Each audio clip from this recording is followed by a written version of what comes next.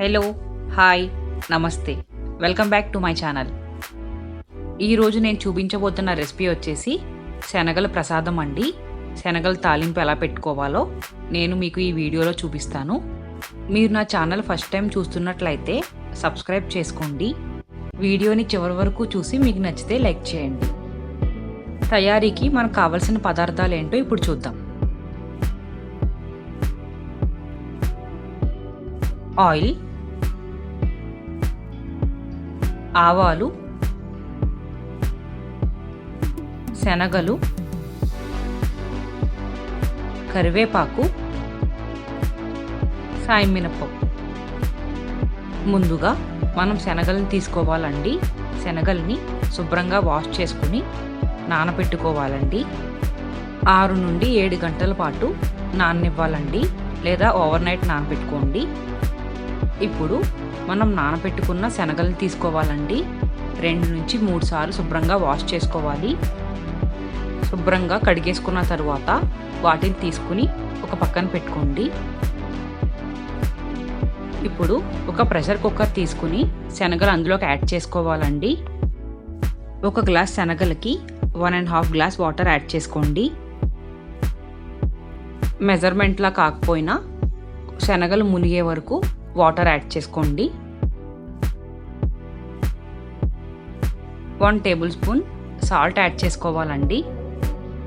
Salt మాత్రం మర్చిపోకూడదండి.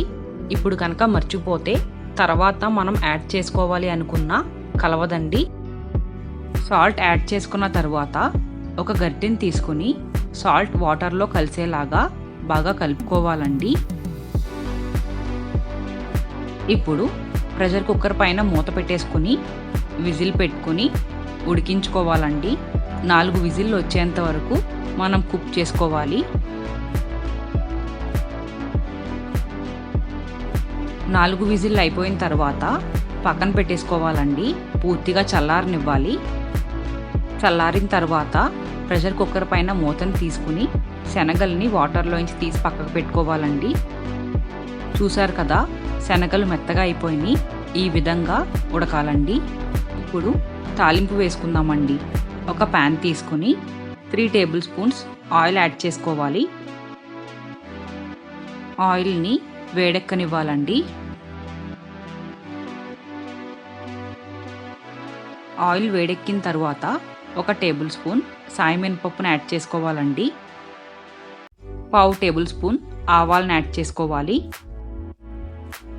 సాయం మినపప్పు గోల్డెన్ బ్రౌన్ కలర్ వచ్చేంత వరకు ఫ్రై చేసుకోవాలండి.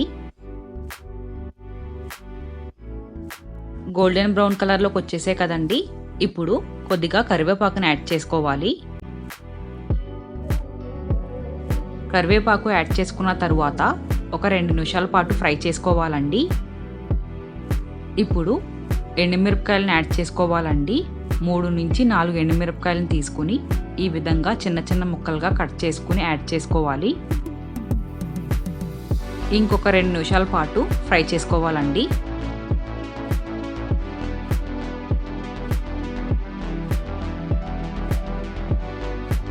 తాలింపు రెడీ అయిపోయిందండి.